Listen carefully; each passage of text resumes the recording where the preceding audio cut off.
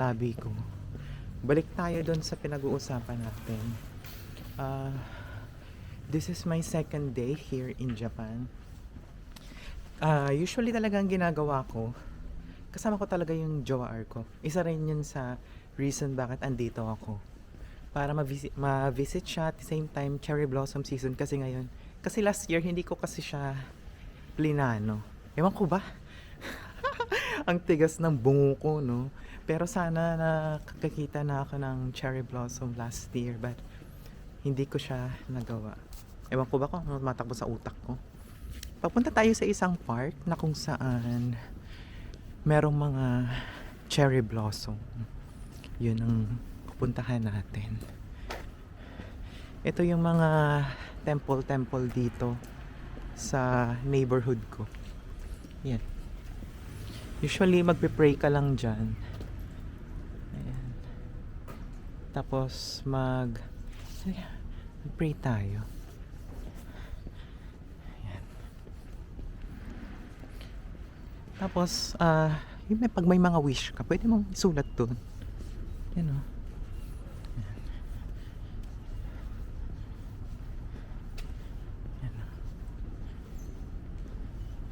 Pwede mo siyang isulat dyan.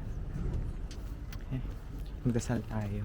So, ang una kasing gagawin mo is maghuhugas ka muna dyan. Ayan.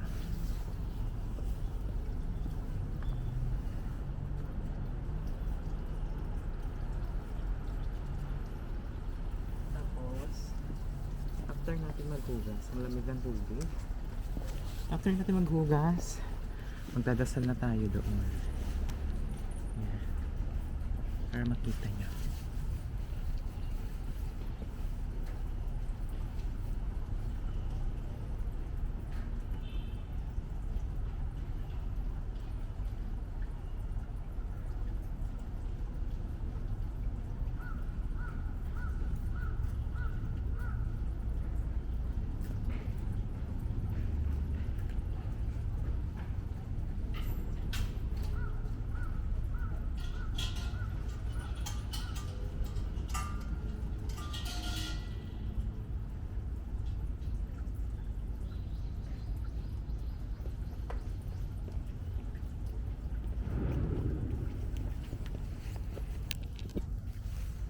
Ayun.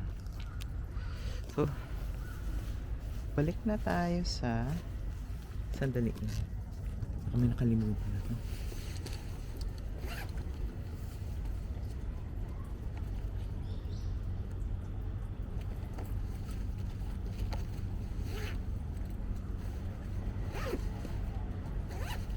Salamat nga pala sa jowa kasi pinahiram niya ako ng pang winter. Ngayon andito na tayo sa sinasabi ko sa inyong park.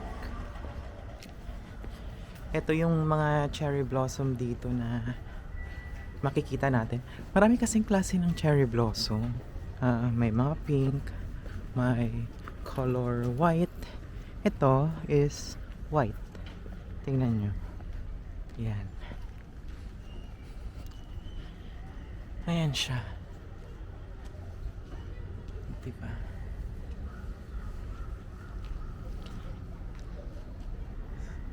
Isa siyang puno na puro bulaklak talaga. Diba? Yan. Ganyan siya. Sobrang ganda, no? Alam mo, nung una kong kita nito, naa-amaze ka talaga sa kanila.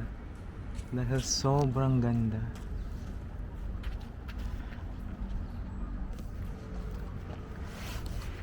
Bukod dito sa white na cherry blossom, meron din doon pink.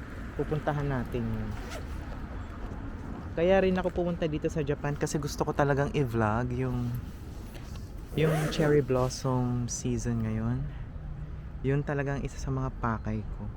Kaya nandito talaga ako. Ayan. Try natin dito.